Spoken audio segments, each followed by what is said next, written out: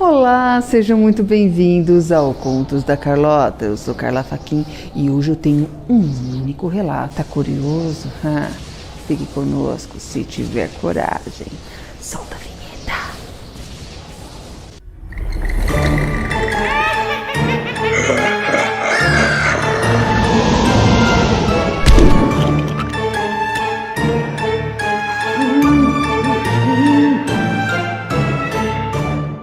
E antes aí de dar continuidade no nosso vídeo, antes deste único relato, gente, não se esqueça, participe, deixando o quê? O seu like, se inscrevendo e ativando o sininho aí de notificação para que o YouTube aí te lembre aí quando nossos vídeos são lançados. E vamos logo aí para este relato. Este relato, ele não pertence a mim, ele pertence ao canal Assombrado do Matheus e da Aninha.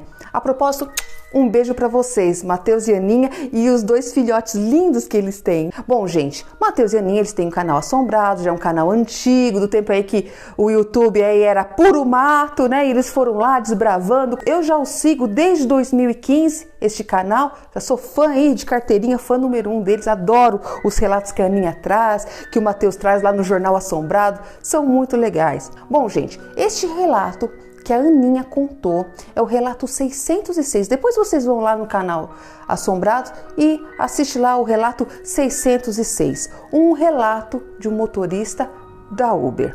Este relato é super recente. O outro eu contei é da década de 50. Este já é de 2018. Motorista de aplicativo no Rio de Janeiro, na cidade do Rio de Janeiro.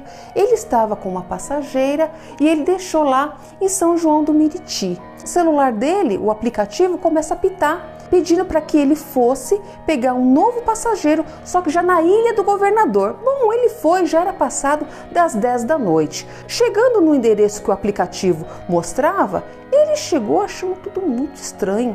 A rua era uma rua normal, com casas normais, um bairro tranquilo, só que uma casa naquela rua era uma casa muito estranha, claramente abandonada. Ele vai, para no endereço lá que o aplicativo mostrava e tinha um rapaz na frente daquela casa, aguardando o carro. Era um moço distinto, alto, com uma roupa preta, uma blusa preta, uma calça jeans e um sapatênis. Uma vestimenta básica, normal. Mas o que chamava atenção, além da casa, era o rosto daquele rapaz. Um rosto de uma pessoa muito triste, muito cabisbaixa. É como se aquele motorista tivesse ido buscar alguém num cemitério. Aquele moço adentra o carro, o motorista vou chamar de Luciano.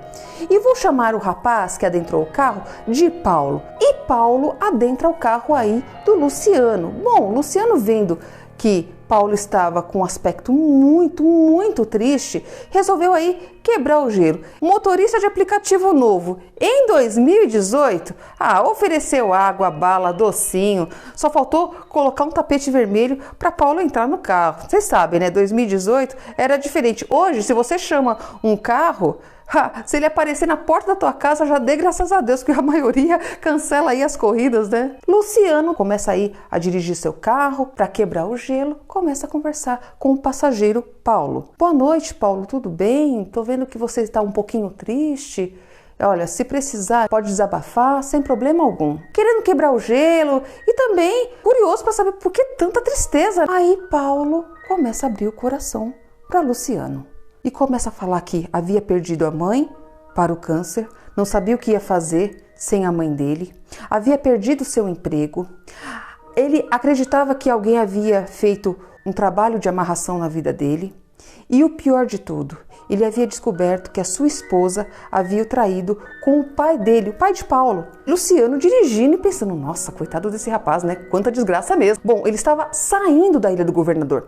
Quem é do Rio de Janeiro sabe que para sair da Ilha do Governador, você passa por uma ponte e adentra a linha vermelha. É uma via expressa aí no município do Rio de Janeiro. O relato não disse se ele já estava na ponte ou se ele estava próximo dessa ponte. Só sei que depois que Paulo foi contando as desgraças todas da vida dele, ele olha para Luciano e diz: é por essas e outras que há 3 anos atrás eu pulei desta ponte. Quando Paulo diz isso para o Luciano freia na hora. E aí Luciano olhava para a ponte, olhava para o banco de trás. Por que ele fazia isso?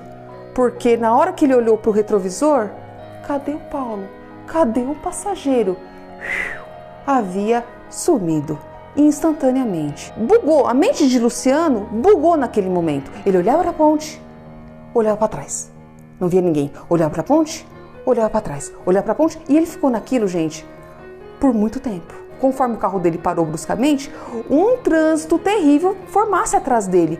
E para azar do Luciano, um veículo da polícia militar estava passando ali pertinho e viu todo aquele tormento. Bebê, sai da frente, não sei o que e tal. Aquele trânsito todo e o pessoal xingando o Luciano atrás. E o Luciano nem ouvindo, gente, ele não estava nem ouvindo.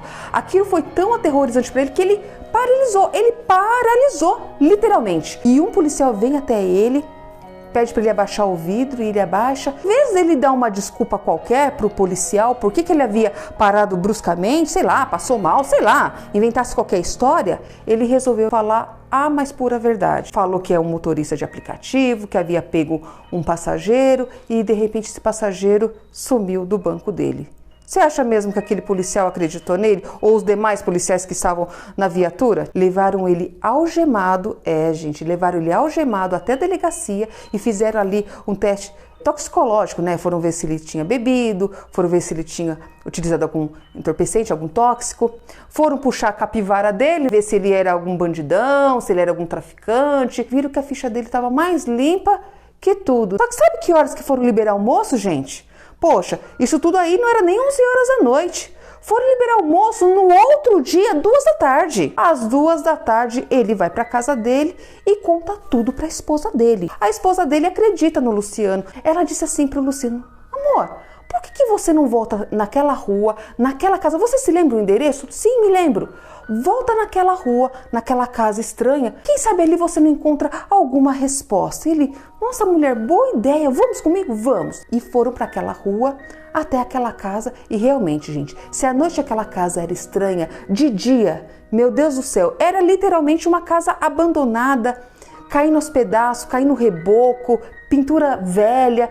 Ali claramente se via que ninguém morava naquele lugar há um bom tempo. Só que na casa vizinha havia uma mulher no portão. Pararam aquela moça, aquela senhora, e falaram: senhora, oi, boa tarde, desculpa o incômodo, mas a senhora poderia dizer o que tem essa casa? Por que essa casa é tão diferente das demais casas? As outras casas estão vendo que está tudo dentro de um normal, tudo novinha, mas essa casa está claramente abandonada. Quem morava nessa casa? Assim, como se fossem pessoas aí curiosas, só isso. Quando eles perguntaram o que era daquela casa, gente, o semblante daquela mulher mudou na hora. Disse assim: gente, aqui ao lado, nesta casa, morava o meu sobrinho. Um dia ele, voltando do trabalho, começa a perceber que dentro do quarto dele, que estava trancado, havia a voz da esposa dele. Ele ouvia a voz da esposa dele e a do pai dele. Pelo andar da carruagem, eles estavam ali numa festinha, vocês entenderam, né? Em cima da cama. Atordoado, Paulo sai da casa, diz: meu sobrinho sai da casa, vai até o carro dele, retira um pouco de combustível, volta para casa e lança fogo sobre os dois. Sai da casa e aí sim ele tira a sua própria vida. Quando ela terminou de dizer isso, com lágrima nos olhos, ela disse para os dois: aguarde só um pouquinho que eu vou trazer algo para mostrar para vocês. E ela adentra a sua casa e rapidamente volta com um álbum de fotografias. E ela começa a folhear aquele álbum e de repente ela mostra para o Luciano, o motorista: olha, este aqui é o meu sobrinho. Quando o Luciano olha para aquele álbum de fotografia e vê quem estava naquele álbum, era justamente o mesmo rapaz, o Paulo, que havia adentrado ao seu carro. Quem esperava, hein? Simplesmente o motorista pegando mais um passageiro e de repente: há 3 anos atrás, por essas e outras, eu pulei desta ponte. E o camarada some, simplesmente some. E ele fica sozinho ali, olha para trás e banco vazio. E aí, para explicar para a polícia? Você conhece alguma história parecida? Saberia nos dizer que aparição é essa? Diz aí nos comentários o que você acha. Gente, vou ficando por aqui, tá bom? Deixe seu like, não esqueça, deixe seu like, se inscreva em nosso canal e ative o sininho. Gente, um beijo, fique com Deus e tchau!